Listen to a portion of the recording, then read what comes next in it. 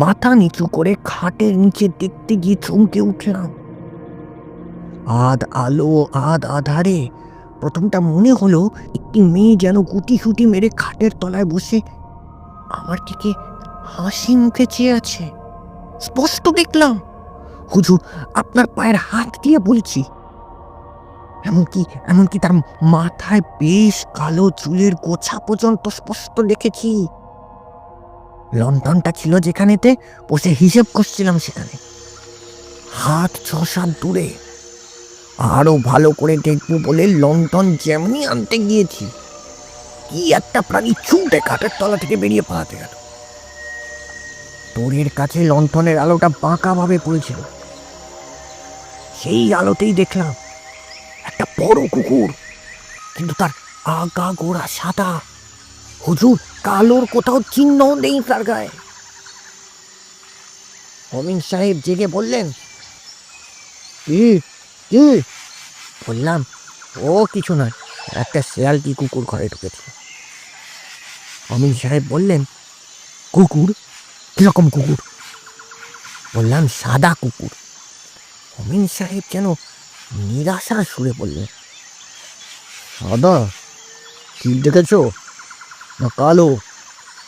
বললাম, না না, সাদাই হুজুর। আমি একটু বিস্মিত যে হইনি এমন নয়, সাদা না হয়ে কালো হলেই বা অমিনবাবুর কি সুবিধা হতো তাতে বুঝলাম না। উনি ঘুমিয়ে পড়লেন, কিন্তু আমার যে কেমন একটা ভয় ও অস্বস্তি বোধ হলো, কিছুতেই চোখের পাতা এক করতে পারলাম না।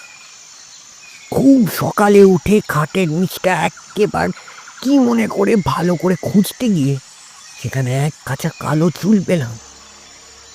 সেই চুলও রেখেছি হুজুর, মেয়ে মানুষের মাথার চুল।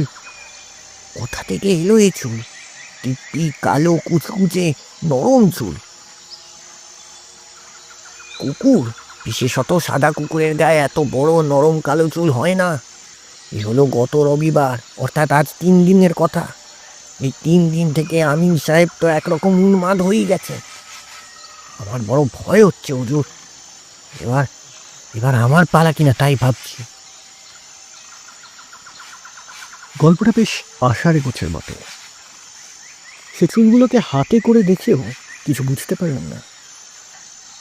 মেয়ে মানুষের মাথার চুল, সে বিষয়ে কোনো সন্দেহ রইল না। আশরাফি টিন্ডেল ছোকরা মানুষ, সেজন হিসাব ভাঙ করে না, একথা সকলে এক বাক্যে বলল। এই বন জঙ্গলের মাঝখানে মেয়ে মানুষ